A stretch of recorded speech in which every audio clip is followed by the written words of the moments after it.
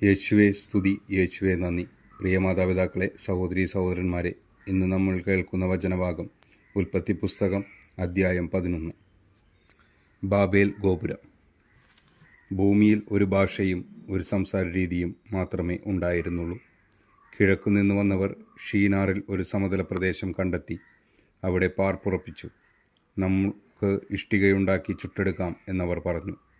അങ്ങനെ കല്ലിന് പകരം ഇഷ്ടികയും കുമ്മായത്തിനു പകരം കളിമണ്ണും അവർ ഉപയോഗിച്ചു.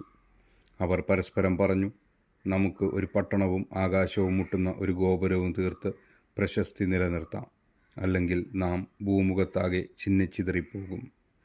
മനുഷ്യർ നിർമ്മിച്ച നഗരവും ഗോപുരവും കാണാൻ കർത്താവ് ഇറങ്ങി വന്നു. അവിടുന്ന് പറഞ്ഞു, അവരിപ്പോൾ ഒരു ജനതയാണ്, അവർക്ക് ഒരു ഭാഷയും. അവർ ചെയ്യാനിരിക്കുന്നതിൻ്റെ തുടക്കമേ ആയിട്ടുള്ളൂ. ചെയ്യാൻ ഒരുമ്പെടുന്നതൊന്നും അവർക്കിനി അസാധ്യമായിരിക്കുകയില്ല. നമുക്കിറങ്ങിച്ചെന്ന് അവരുടെ ഭാഷ പരസ്പരം ഗ്രഹിക്കാനാവാത്ത വിധം ഭിന്നിപ്പിക്കാം. അങ്ങനെ കർത്താവ് അവരെ ഭൂമുഖത്തെല്ലാം ചിതറിച്ചു. അവർ പട്ടണം പണി ഉപേക്ഷിച്ചു. അതുകൊണ്ടാണ് ആ സ്ഥലത്തിന് ബാബേൽ എന്ന് പേരുണ്ടായത്. അവിടെ വെച്ചാണ് കർത്താവ് ഭൂമിയിലെ ഭാഷ ഭിന്നിപ്പിച്ചതും അവരെ നാടാകെ ചിതറിച്ചതും. ഷേം മുതൽ അബ്രാം വരെ. ഷേമിൻ്റെ വംശാവലി. ഷേമിന് 100 വയസ്സായപ്പോൾ അർപ്പക്ഷാദ് ജനിച്ചു. ജലപ്രളയം കഴിഞ്ഞ് 2-ാം വർഷമായിരുന്നു അത്. അർപ്പക്ഷാദിൻ്റെ ജനനത്തിന് ശേഷം ഷേം 500 വർഷം ജീവിച്ചു. അവന് വേറെയും പുത്രന്മാരും പുത്രിമാരും ഉണ്ടായി. 35 വയസ്സായപ്പോൾ അർപ്പക്ഷാദിന് ഷേലാഹ് ജനിച്ചു. ഷേലാഹിൻ്റെ ജനനത്തിന് ശേഷം അർപ്പക്ഷാദ് 403 വർഷം ജീവിച്ചു. അവന് വേറെയും പുത്രന്മാരും പുത്രിമാരും ഉണ്ടായി.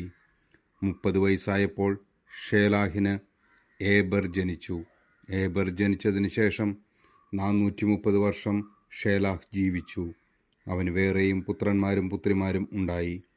34 വയസ്സായപ്പോൾ ഏബറിന് പെലേഗ് ജനിച്ചു. പെലേഗിൻ്റെ ജനനത്തിന് ശേഷം ഏബർ 430 വർഷം ജീവിച്ചു. അവന് വേറെയും പുത്രന്മാരും പുത്രിമാരും ഉണ്ടായി. 30 വയസ്സായപ്പോൾ പേലെഗിന് റവു ജനിച്ചു. റവുവിൻ്റെ ജനനത്തിന് ശേഷം പേലെഗ് 209 വർഷം ജീവിച്ചു. അവന് വേറെയും പുത്രന്മാരും പുത്രിമാരും ഉണ്ടായി. 32 വയസ്സായപ്പോൾ റവുവിന് സെരൂഗ് ജനിച്ചു. സെരൂഗിൻ്റെ ജനനത്തിന് ശേഷം റവു 207 വർഷം ജീവിച്ചു. അവന് വേറെയും പുത്രന്മാരും പുത്രിമാരും ഉണ്ടായി. 30-ാം വയസ്സായപ്പോൾ സെരൂഗിന് നാഹോർ ജനിച്ചു. നാഹോറിൻ്റെ ജനനശേഷം സെരൂഗ് 200 വർഷം ജീവിച്ചു. അവന് വേറെയും പുത്രന്മാരും പുത്രിമാരും ഉണ്ടായി. 29 വയസ്സായപ്പോൾ നാഹോറിന് തേരാഹ് ജനിച്ചു. തേരാഹിൻ്റെ ജനനത്തിന് ശേഷം നാഹോർ 409 വർഷം ജീവിച്ചു. അവന് വേറെയും പുത്രന്മാരും പുത്രിമാരും ഉണ്ടായി. 70 വയസ്സെത്തിയതിനു ശേഷം തേരാഹിന് അബ്രാം, നാഹോർ, ഹാരാൻ എന്നീ പുത്രന്മാർ ജനിച്ചു. തേരാഹിൻ്റെ പിന്മുറക്കാർ ഇവരാണ്. തേരാഹിൻ്റെ പുത്രന്മാരാണ് അബ്രാമും നാഹോറും ഹാരാനും. ഹാരാൻ്റെ പുത്രനാണ് ലോത്ത്.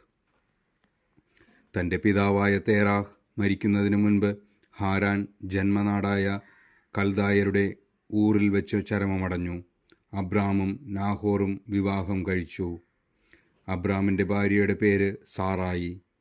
നാഹോറിൻ്റെ ഭാര്യയുടെ പേര് മിൽക്ക. അവൾ മിൽക്കായുടെയും ഇസ്കയുടെയും പിതാവായ ഹാരാൻ്റെ മകളാണ്. സാറായി വന്ധ്യയായിരുന്നു. അവൾക്ക് മക്കളുണ്ടായില്ല. തേരാഹ് കൽദാരുടെ ഊറിൽ നിന്ന് കാനാൻ ദേശത്ത് യാത്ര പുറപ്പെട്ടു.